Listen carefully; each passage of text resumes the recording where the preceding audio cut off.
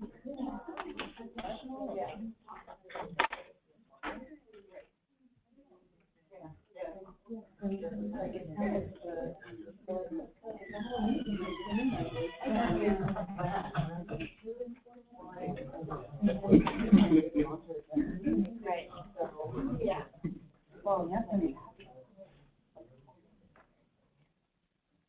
afternoon. Welcome to Wilder Center and to today's Twin Cities Research Group presentation on Speaking for Ourselves. I'm Allison Liuzzi. I'm a researcher here at Wilder Research on the Minnesota Compass Project, and I'm part of the TCRG Program Committee. Maybe we could go around the room and have folks introduce themselves. Sure. Hi, I'm Kayla Muller with the Improve Group.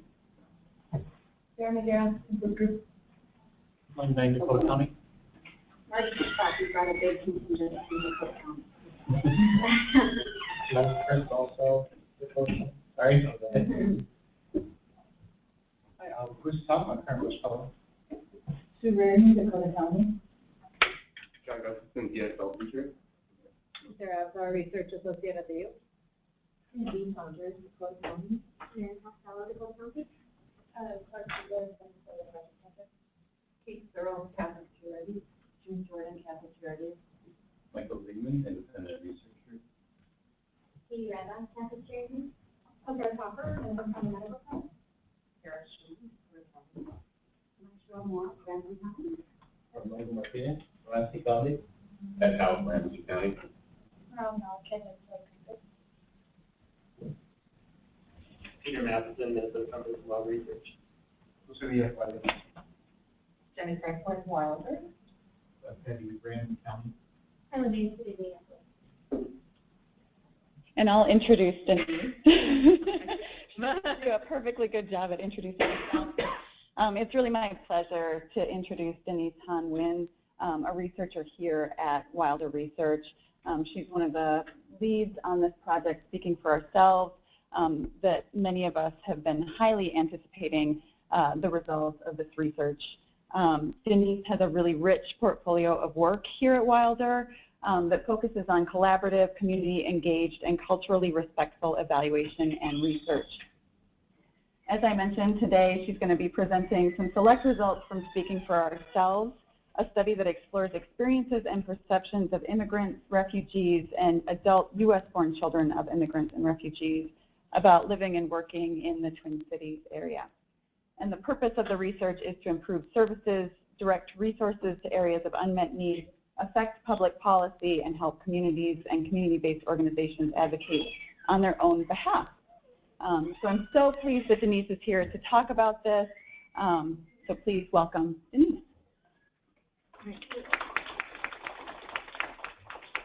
Thanks, Allison.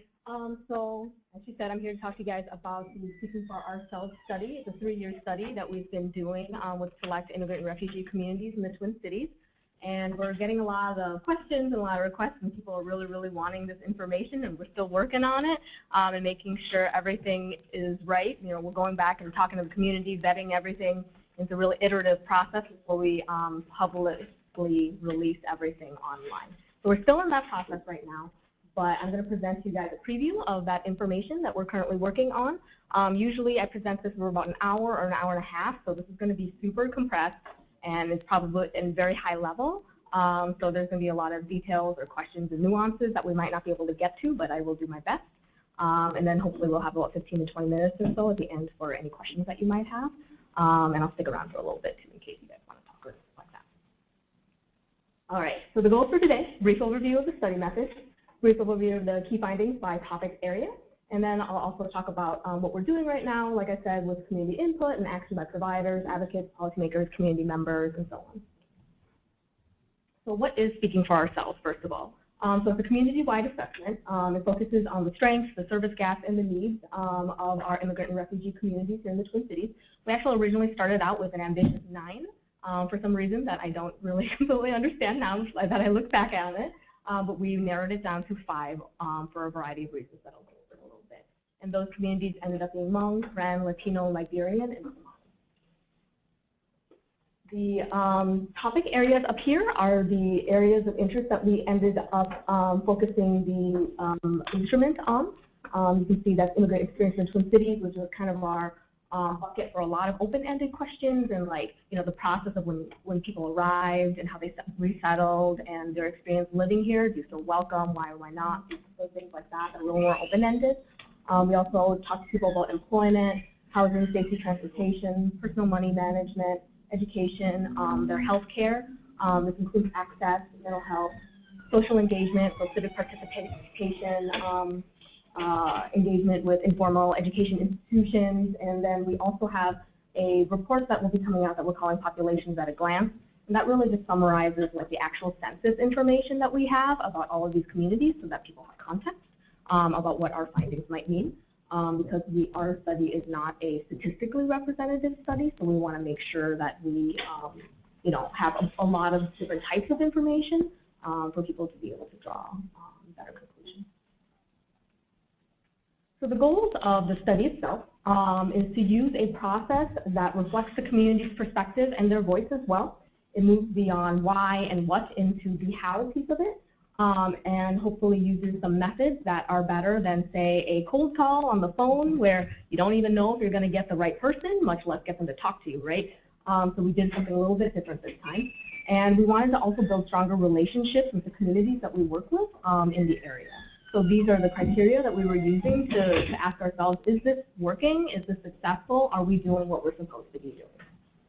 Or what we think needs to be done to do the study right.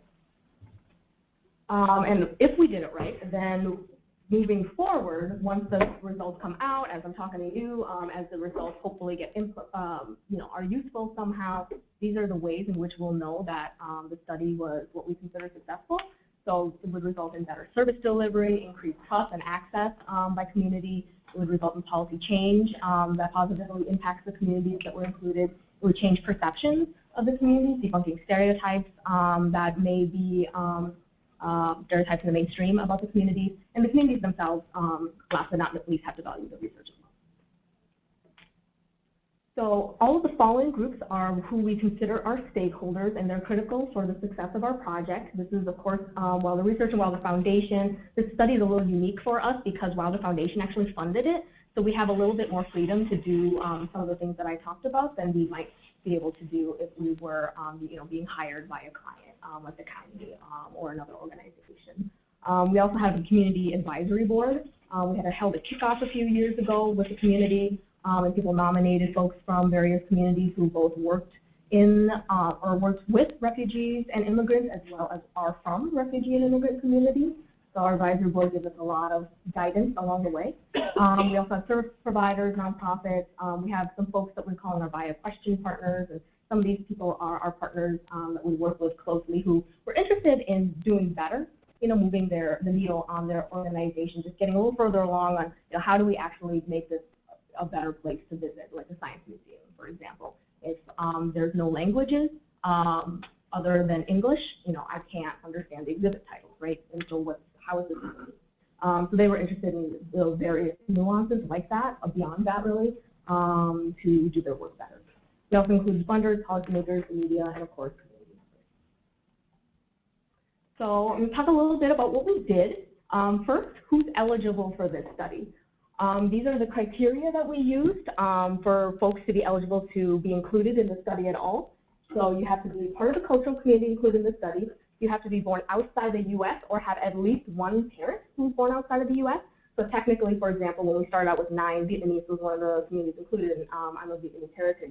So I would technically qualify for this study because I was born here, but both of my parents were born outside the U.S. You have to be 18 years of age or older. You also have to live in either Hennepin or Ramsey County. And a few folks did manage to sneak their way in from Anoka or Dakota, because we realized throughout the course of the study that people don't really know what county they're from. So if you ask it like that, it's a little more challenging and requires a lot more double checking. So that was a lesson learned for us to do that a little bit differently.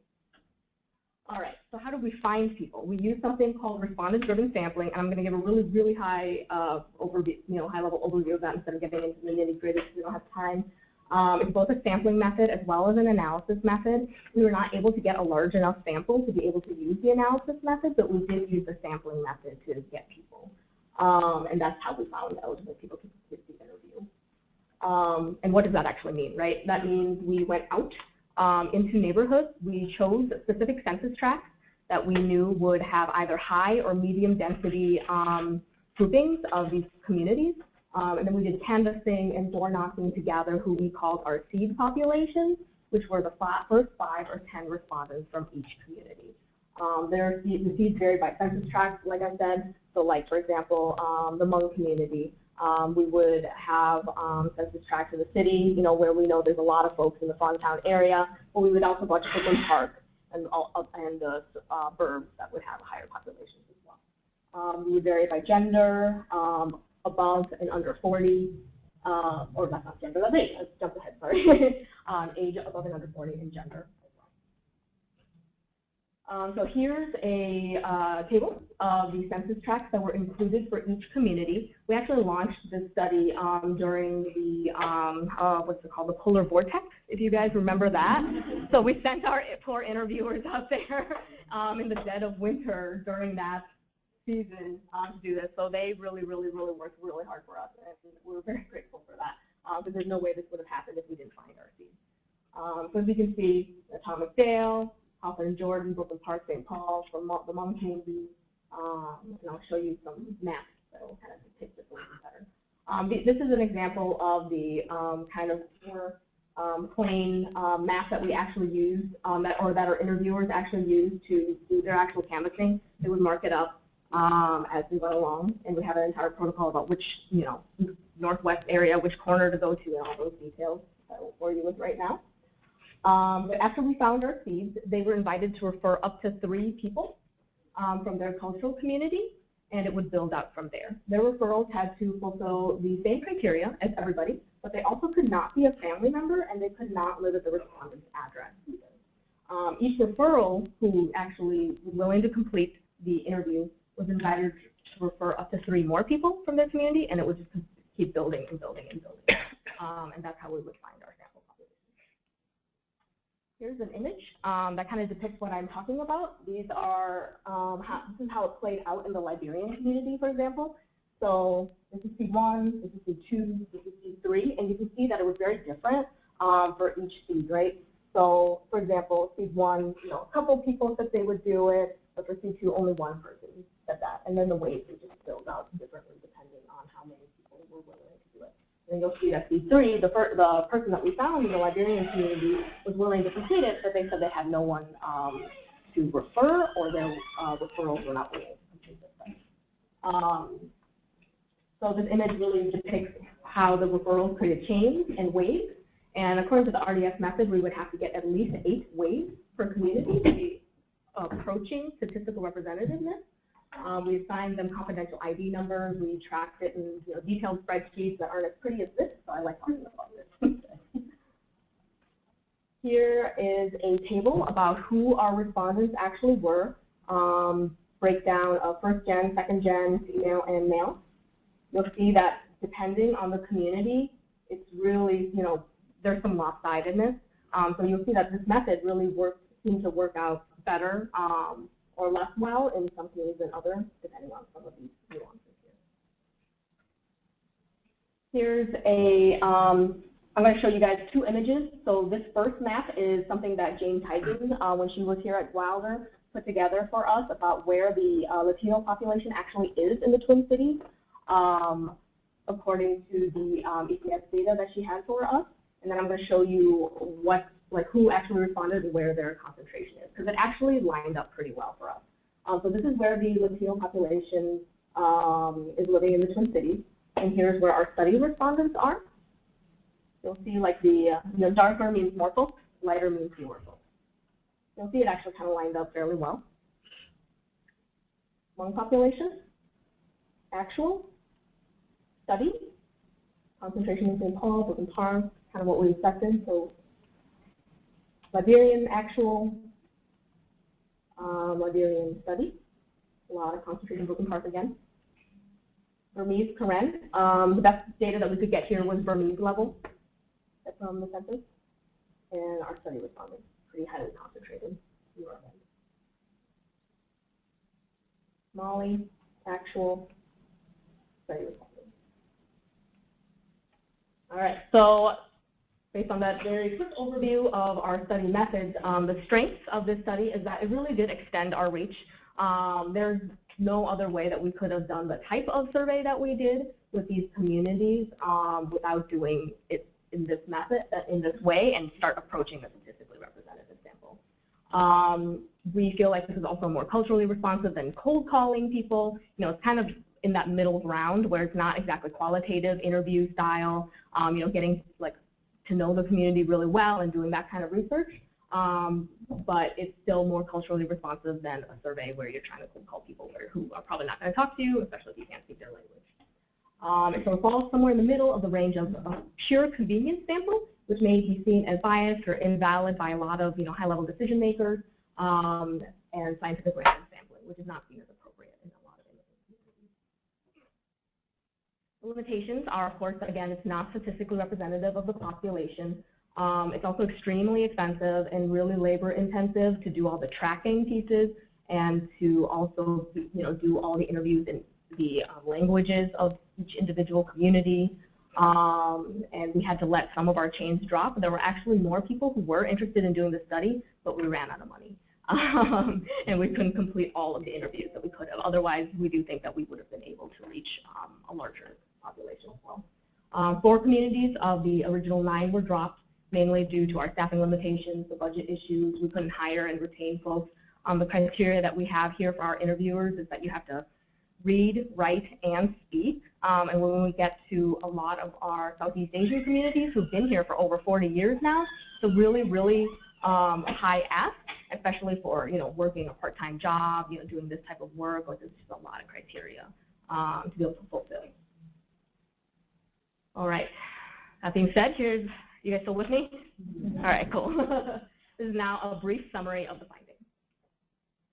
So the immigrant experience is our, if you recall, our bucket of information about how people really live here. What are the resources that you have? Do you feel welcome here? What's it like to resettle? What could be different or better for you? And some of the more interesting stuff that I'll cover, because this was like an hour-and-a-half long, 30-plus page survey that we made people do. So I'll just go over a few things. But respondents felt like these were the most helpful resources for new immigrants. A lot of people said housing, job assistance training, government agencies, food assistance, healthcare coverage. Noted in the parentheses are the communities that said it more than the overall population. People also said that they needed more resources in the area of basic needs. This includes housing, clothing, food, and they also wanted more job and training to make the transition to Minnesota better or easier for refugees and immigrants. People felt like the major problems in their community when it came to health were diabetes, smoking, and not doing enough physical exercise. This was when we asked them, I think this was the open-ended one where we just asked them, hey, what are the biggest issues in the community? Not for you personally, but just in the community in general. And this is what they said. 15% of respondents also said they had trouble accessing health care for their families, getting health insurance, particularly, especially for the Latino community. Civic participation and social engagement. So we have 2 questions here about formal volunteering and informal volunteering is what we're calling it. And here we were really trying to get at what strengths that immigrant and refugee communities might bring, because volunteering is not always seen in the same way in the immigrant and refugee community. This is a big issue for a lot of folks who do who manage volunteers, right? Getting people into traditional programs where I volunteer 2 hours to deliver food for Meals on Wheels, for example, but it's harder to get communities of color involved. So we really wanted to get at the other ways that people might be volunteering that might not be considered or captured as volunteering by how we ask that question now. So we would ask people what that would look like, and they would say things about, and I wish I had some of the open ends to share with you guys if I could add more of this PowerPoint, about how they would help a neighbor, babysit, do all those like non-traditional things, but at a very high level. So you'll see, informal volunteering versus formal volunteering is very different. Education. 75% of respondents listed financial barriers as the main issue for them for accessing and finishing the college experience. And despite the barriers listed, most people wanted to get more education, and most people believed that their kids would also go to college and complete the college education, like 95% plus across all communities.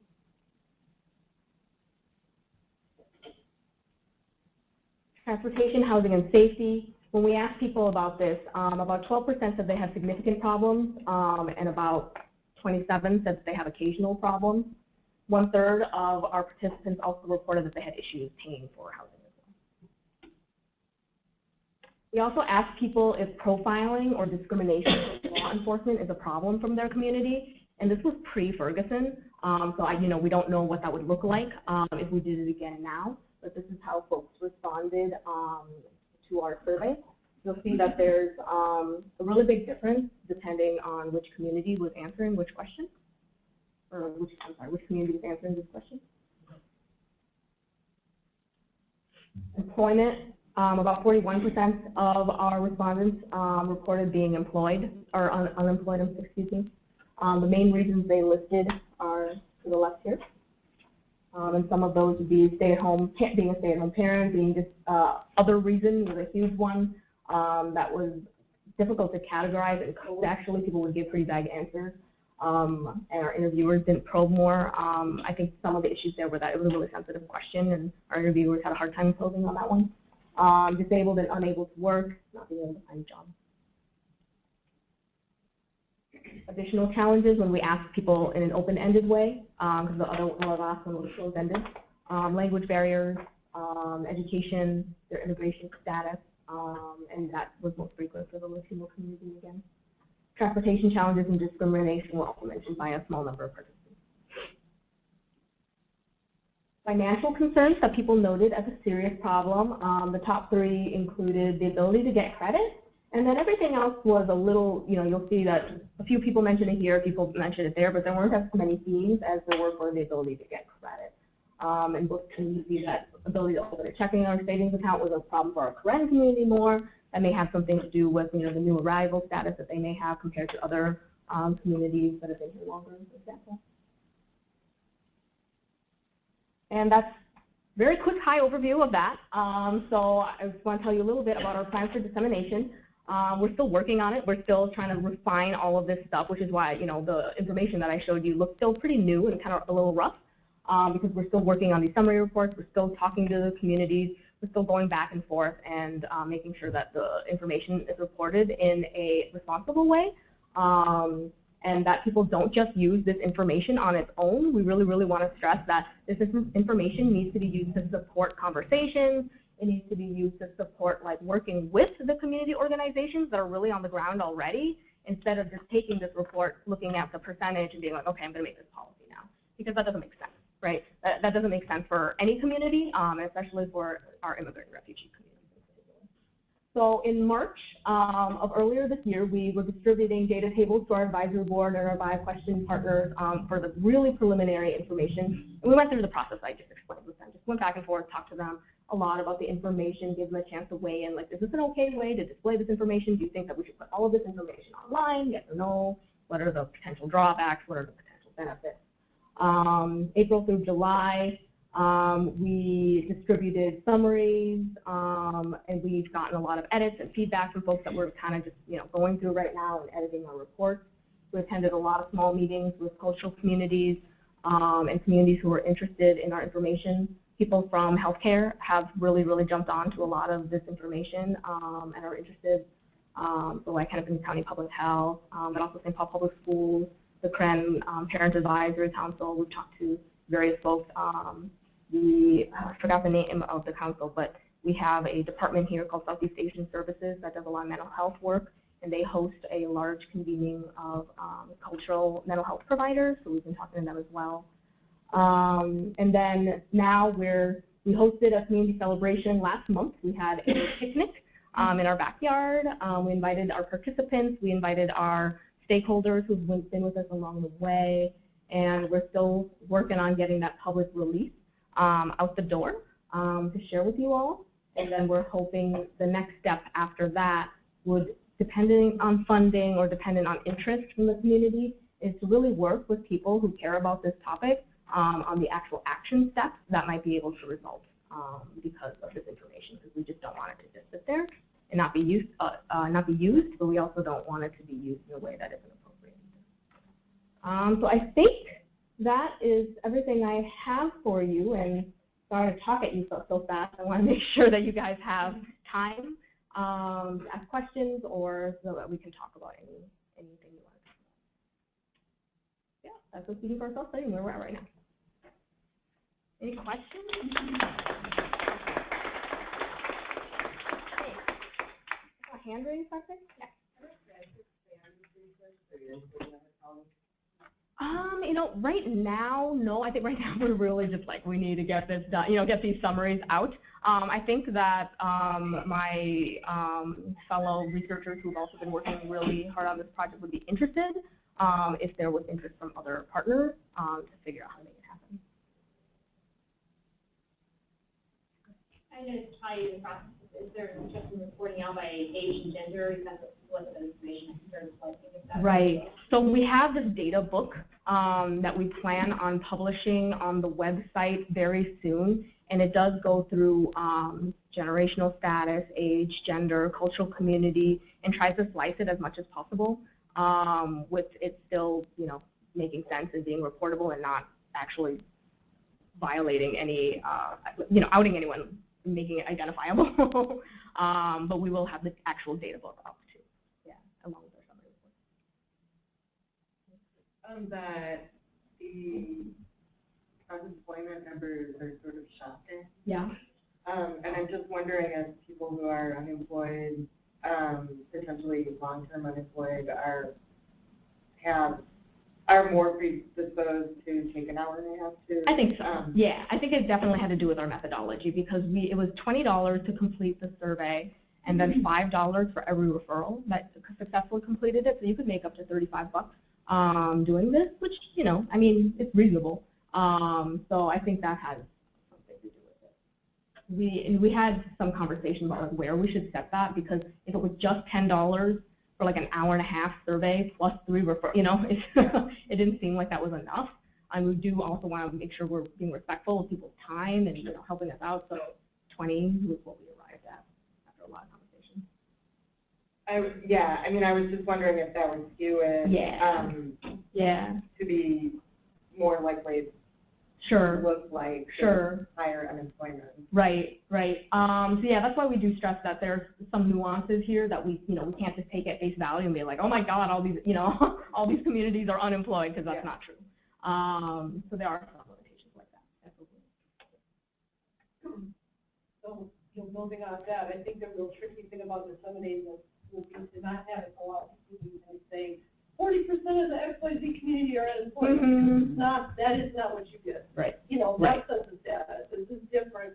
This is how the study participants. So I don't know what you thought about in terms of educating users as they go to the website, especially when you just put a lot of data up and there and there. So that's one of the reasons why it's been taking so long, right, to actually publicly release this, because we're refining our summary reports to frame them in a way where hopefully we're pushing people towards not doing that. Right. So there's going to be a large section that's highlighted that says this is how you should interpret this data, and this is how you should use this data, or these are the things to consider in order to be respectful, responsible, considerate, and not overstate it. You know, so we're working on that language, and it's going to be a large. It's like a large brown highlighted box that you can't miss, or at least if you see it and you think it's still not enough, please let us know. I think we're trying to be really responsive and flexible about editing these things even after they become public if it's still problematic. Yeah. Sorry, I'll tell you first. Just 2 questions. First, if you could talk a little bit about the process for translating the questions and what that looks like. And then secondly, if you, I didn't catch if you said you included any open-ended questions or comments. We did, and like, there's ways this PowerPoint can definitely be improved to kind of include some of that information more. Our summary reports will have more open ends for you to look at. But to answer your first question, which is about translation, so all of the interviewers that we hired were bilingual. We also have a service, like a language translating service that we work with. And then multiple people would be a part of that process. So first it was sent off to the service that we use. They did an initial translation of it. One of our interviewers would look at that translation, check it, see if there are inaccuracies or not. There's always inaccuracies. It would go to another interviewer. They would also take a look at it so that it wasn't just one or two people approving the translation itself. And so it just went through that process a few different times, back and forth, especially because there were a lot of formatting challenges for the Karen language in particular. A lot of computers don't support like the Karen script. There's not a lot of folks who can read and write in Karen. So that one was actually the hardest one for us to translate. But that was the general process. Did I answer your second question? Or okay. Could you talk a little bit about the timeline? So you said it's a 3-year study, and obviously the greatest expense was all of the data collection effort. Could you talk a little bit about the timeline that you had for conducting all of that? Yeah, I think that's numbers along the way. Sure. The slide that I thought had that information got taken out apparently, so I apologize for that. But the timeline was that in December 2012 we had the community kickoff. We spent a good, I'm trying to remember, 6+ months working with our community advisory board on putting the survey together, deciding on the data collection method, kind of talking all of that stuff through, maybe more like closer to 9 months really. And then we went into the field from November to about June, November 2013 to June 2014. We were in the field. And we staggered our data collection process actually. So we had phases where we went into 3 communities first. And then once we got kind of the kinks worked out with like how we were doing that, we would add on the other communities because we just felt like, well, we were trying to do 9, and we felt like doing 9 was too much. So the original plan was 3-3-3, but then we realized that was not sustainable because the first phase was actually pretty challenging, weather not helping either. But we just really wanted to focus on doing a good job on the communities that we had already been in. So yeah, unfortunately, I had to cut through. In the back? I'm curious about sample size. I saw something that you just, but I didn't know why the sample size. Yeah. Let's try to find that.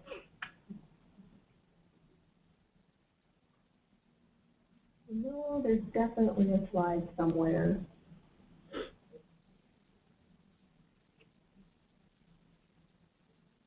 Okay. Yeah. So our total sample was 459. And we got at least 100 for the Hmong, the Karen, and the Latino community. And then because of budget and time, we ended up having to cut it short for the Liberian and the Somali community. The Somali community ended up being really challenging for us because we didn't have enough interviewers for that community in particular.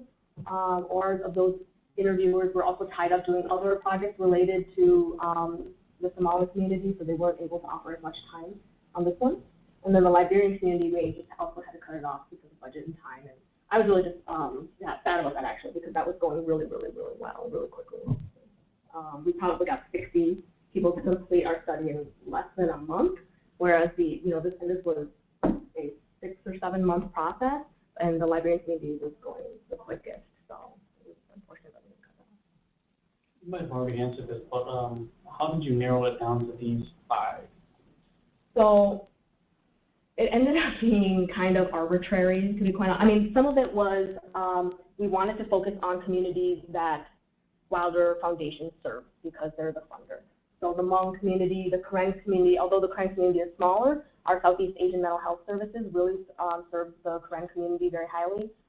With St. Paul, we work really tightly with St. Paul Public Schools as well, and the Karen community is a big community for them as well. And they're a close partner of ours, so we wanted to focus there. Size was another consideration. Latino community is quite large in Minnesota, Somali as well. And then the other communities included Vietnamese, Lao, Cambodian, but we had to cut them off. And that was unfortunate. But they were in the second and third phases, so that was some of it was the timing.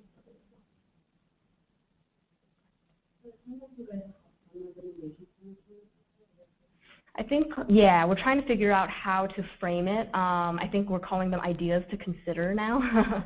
And we're hoping to have a few target audiences there, policymakers, you know, people who work in the field, such as service providers. And I think we have some general community recommendations as well, but those are a little different just because we don't want to be like, you know, to tell like the Latino community what to do.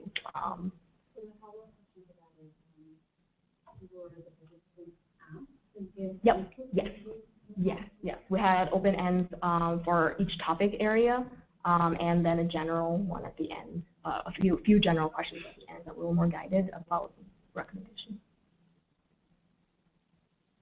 The detailed question back to the conversation we had early on about unemployment, and I had wondered, so it's helpful as a thought, how much do you think your unemployment numbers are because your sample is female dominant? And I forget the slide, but you showed how many. Yeah, I mean, that definitely has to be kept in mind when interpreting the Latino community data, because it's 81% female, right? And then would we feel better parity for, you know, some of our other communities?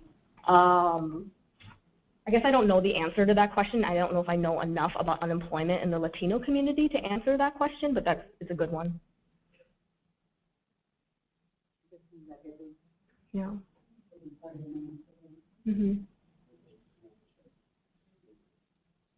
Yeah, Jose, did you have any thoughts? No, once you classify gender, it will be pretty obvious. Right. We can go back and look at our data book for that as well.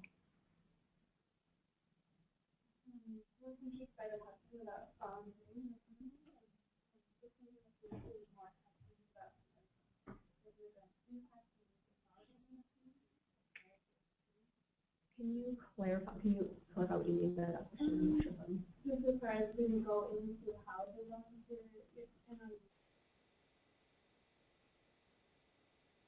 Sure.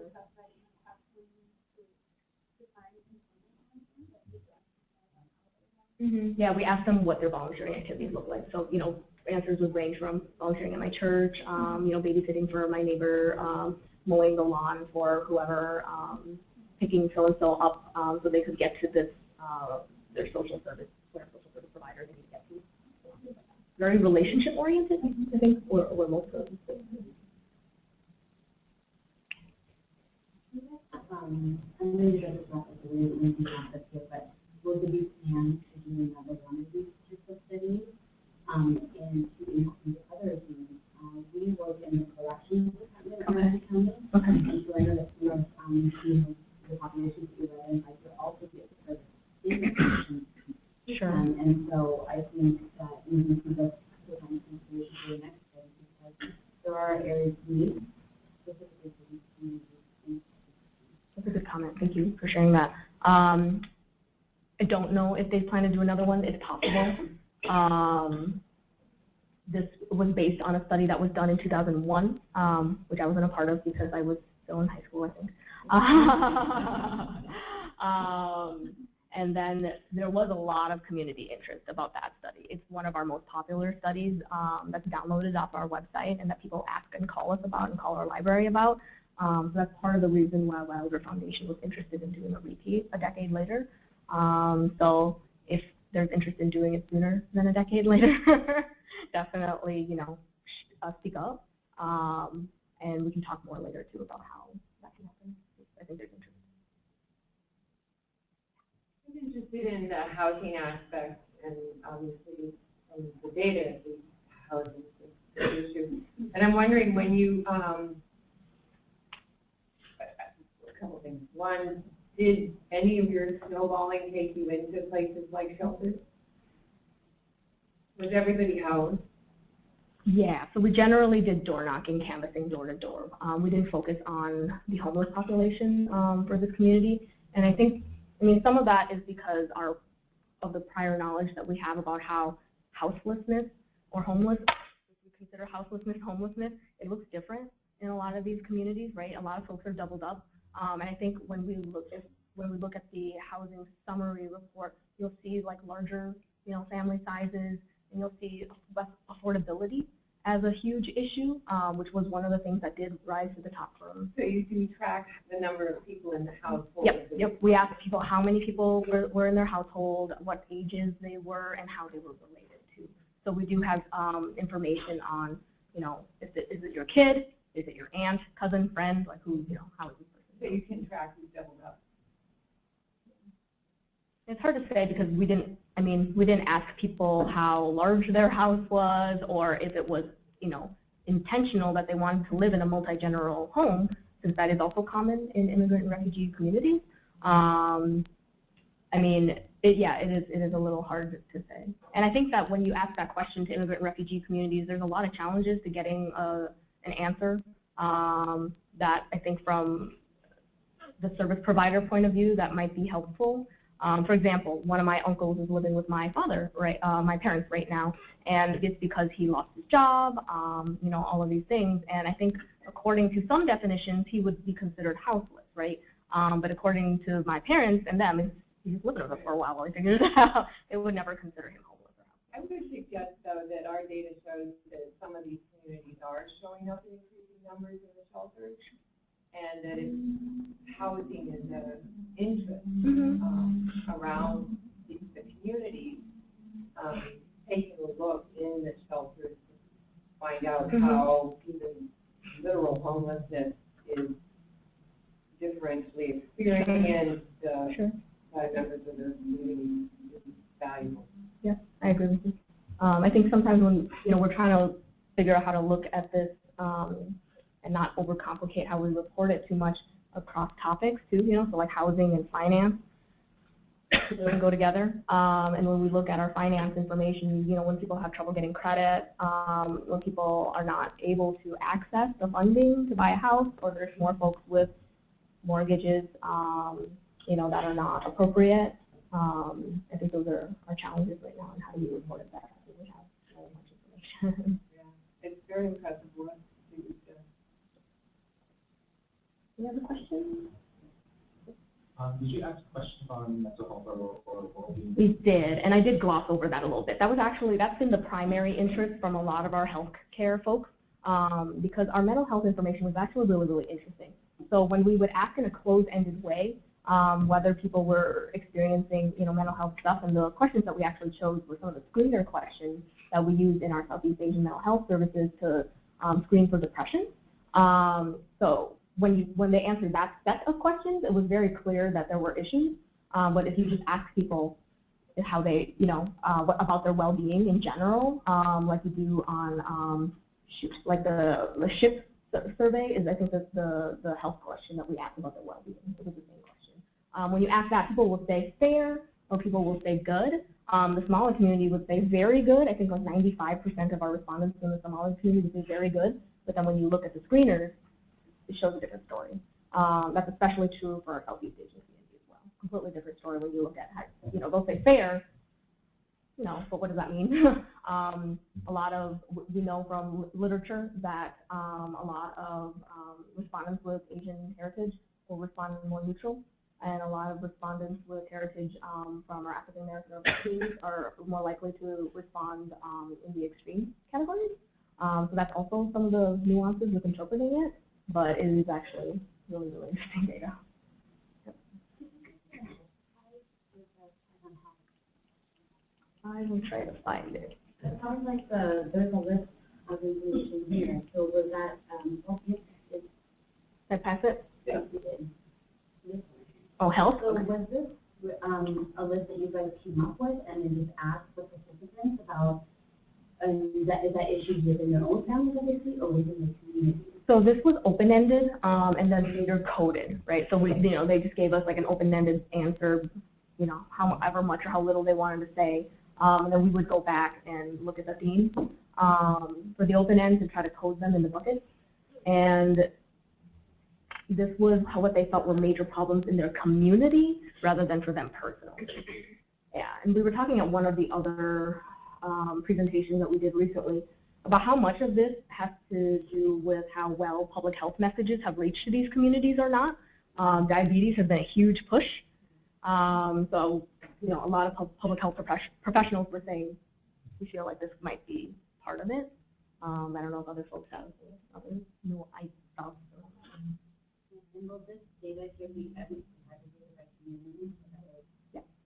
And then there's always the data book that you can go back in and look at the specific questions. You'll see how we asked the question, like how it was phrased literally, and then the breakdown.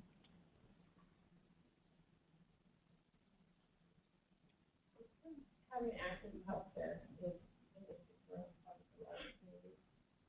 is there information about how they're currently accessing healthcare, whether they're part of any insurance program? We did try to ask about you know, people's actual experiences as well as their thoughts. So we do have information about whether they have a job, do they have healthcare insurance through their job or not. If not, what are they using, or if they're using anything.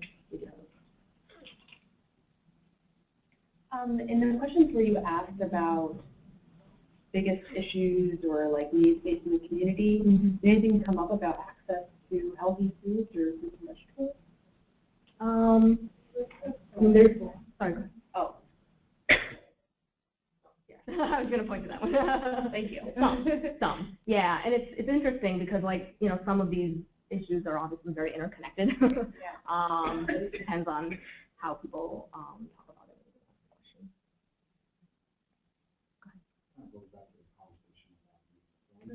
How did you ask that question? Find it.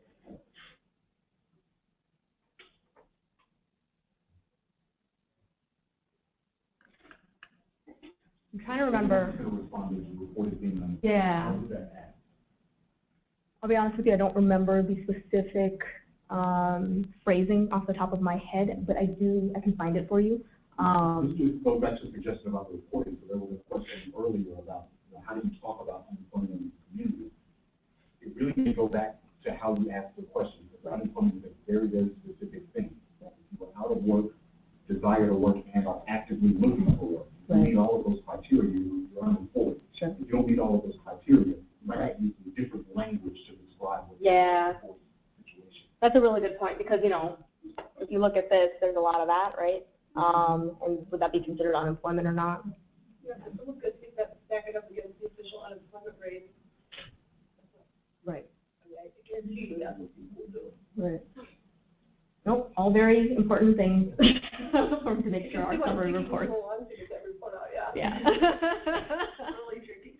Yep. Are there any questions asked about informal employment?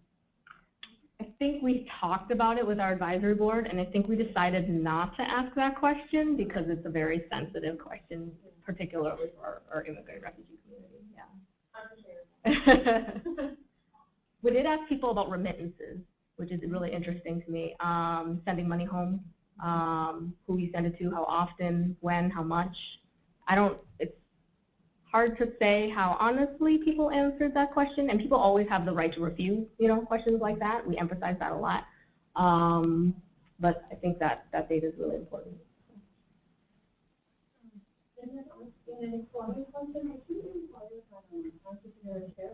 I'm sorry, can you say it louder? I can't. Business ownership? Yes, we did ask them what type of job that they worked. Sure. We didn't specifically ask about entrepreneurship, but like some of it might be captured through that, but we didn't specifically ask.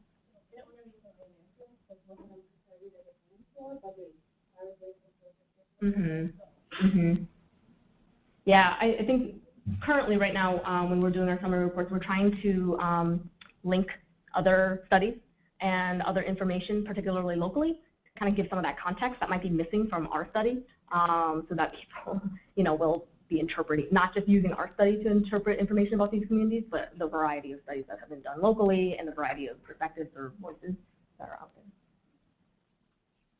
I'm wondering if you asked families at all about their children and trying to get a sense of like concerns and priorities for the next generation. Yeah, mainly that was around education and child care.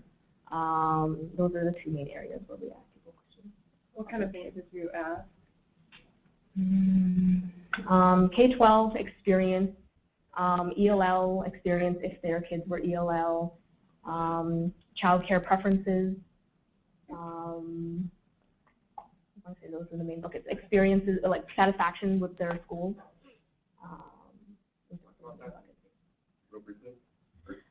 Sure. Do you have a specific? Satisfaction of schools and yeah. services.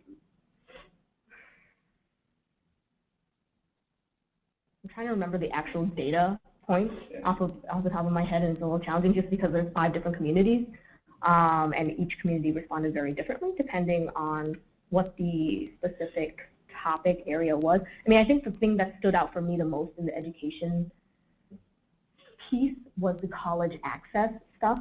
We did ask quite a few questions about, I don't know, whether the education that the children were receiving would prepare them for college, whether parents felt like they were able to help their children with their homework, whether they think their kids will go to college, whether or not, et cetera, et cetera.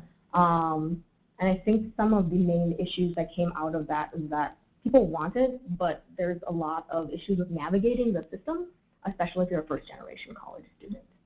That came out a lot. Follow up on these 2 questions. Was there any question asked about communities? About that? Ways to address that? That was less of a focus. I think, so we had a couple people from St. Paul Public Schools on our community advisory board, Saju and Diane, who's from the Korean community, and the focus there was a lot about communication and access to talking with the school when there are problems. So I think that we did ask some questions about whether, who would you call if your kid had a problem at school, or if you had a problem at school? Would you be comfortable contacting their teacher? Would you be comfortable contacting the principal? Who, et cetera, et cetera. So it focused more on those pieces rather than actual truancy rates or anything like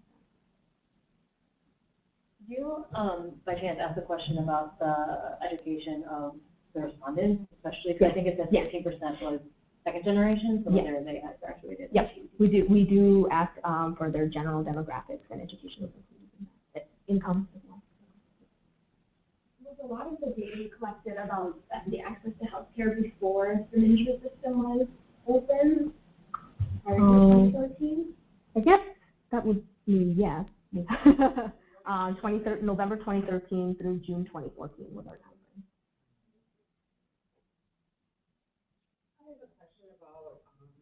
Getting the respondents to answer generally to a question. You said one of the surveys was about an hour and a half long. I know that sometimes people, when they're doing long question and answers, they tell you you want to get done with it. So did you ever jump information because you thought it was up to the There were a few surveys that we ended up having to throw away. I don't know if it was because it was less than genuine. There were, I think our main issue and why it was so expensive was the tracking piece of it and making sure that the people who were taking the study were eligible for the study. We didn't have too many people who, were trying to sneak in or anything, but there were enough people there were a few people who did it, and then that means the rest of their chain isn't useful, right? So there were some of those incidents where we had to throw stuff away. But one of the ways that hopefully we tried to address the issue that you're bringing up is that we would try to be really flexible about how people took the survey or did the interview. So, it depended on their preference. Like sometimes the interviewers went to people's homes, sometimes the interviewers met someone at a coffee shop, or if they wanted to do it over the phone, that was less of a preference, but during a polar vortex, sometimes that is. So we did try to give people options instead of just saying you can only do it this one way that we want to do it.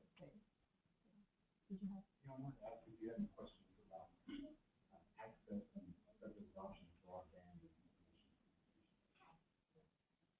internet services in the house, whether or not they were tablets, smartphones, laptops, and how effectively they adopted the technology. Good question. We didn't ask about any of that stuff, but that's interesting. We did ask some questions around communication, like how people heard about important things going on in the community. Word of mouth, of course, is the traditional way and it's still a very prevalent way. But then we also ask for specific information on TV, radio, newspapers, like what are the actual programs that you listen to or get information from, and we're hoping that would be helpful for providers. Thinking about digital literacy in the long term, specifically in the community, because second generation is adopted these technologies really effectively. How they might translate those first generation. Right. Definitely an issue of interest to me personally for my parents. So if you have any thoughts, yeah, that's a good question. If you go back to the slide which shows your objectives, what you hope to be the outcomes, and could you comment from Wilder's perspective whether you want to achieve those, and also from the respondent's perspective, and maybe from some service providers? I feel like, so coming from a research perspective, it's hard not to be like, well, I don't have the data. Because I want to talk to all of those people and find out, is that what happened? But I think that's a fair question. I'm trying to find it. This full page? So I think because we're still in process right now, it's a hard question to answer, but this is always something that's on our mind. I'm going to go back to this one, actually. So I think, after the data was collected, we've been trying to be really thoughtful about how we bring this back to the community and what opportunities we create or prioritize in order to do this more or better. I think there are a lot of limitations to doing it, as there always are. But one of the reasons why we decided to have a picnic and invited our participants as our main audience instead of doing a large convening of, I don't know, political, representatives or high-level executives or things like that, is because we really wanted to talk to our participants before we talk to any of these other folks to make sure that it's like, hey, you're getting this information first. What do you think of it? Is it okay or not? We still need to talk about this.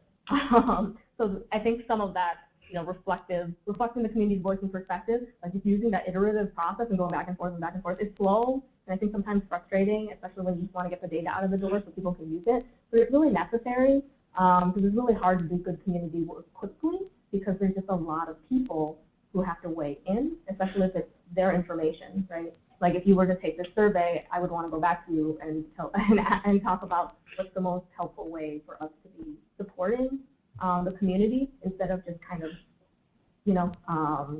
saying, hey, we did this great survey, let's just talk to us, not to you. So I think that's still in process. I feel like I'm not answering your question very well yet because I don't know what this looks like yet. I mean, I think that's the real answer. Like, we don't know yet until we're done or until we get going on trying to use the information. And since the information isn't public, it's hard to say if service delivery is going to be better, if policy is going to change, if perceptions are going to be different. I mean, hopefully, doing some of these presentations and having these conversations helps to begin changing perceptions and have people think about things because that space is being created. But I'm hoping that, if we continue to keep this in mind, we'll do our best to drive forward. Is that okay? Yeah, the honest answer is we'll see what happens, right? Like, hopefully, I hope so. Yeah. Yeah.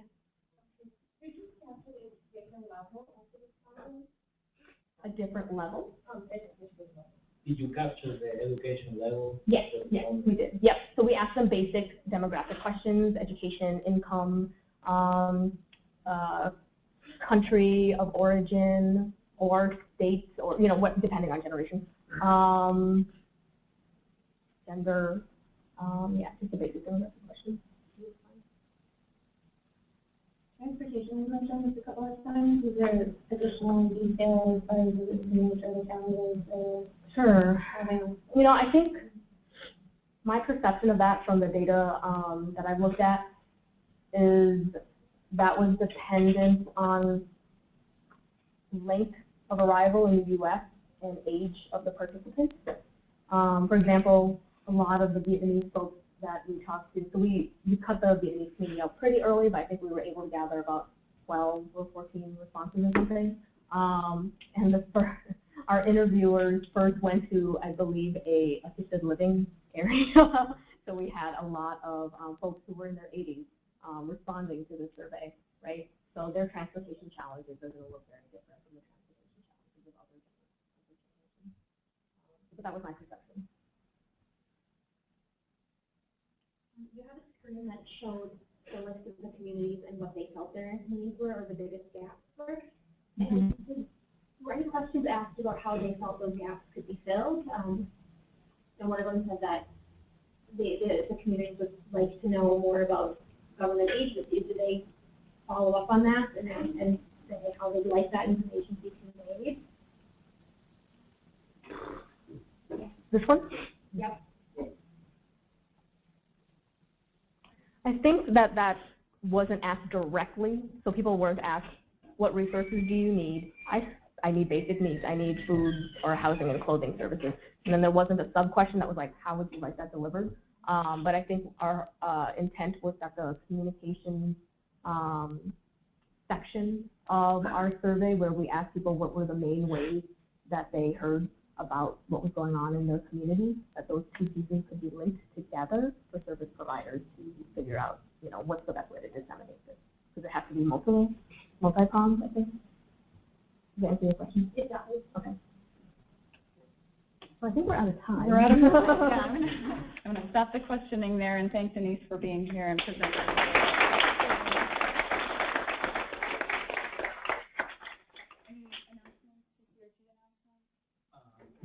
Well, I know we have the room for another half hour, so if people want to continue, it's fine, but this is a good time if you need to go to leave.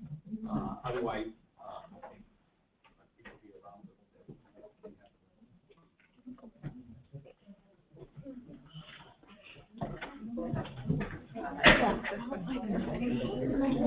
Question 34 or 59 was great. Exactly.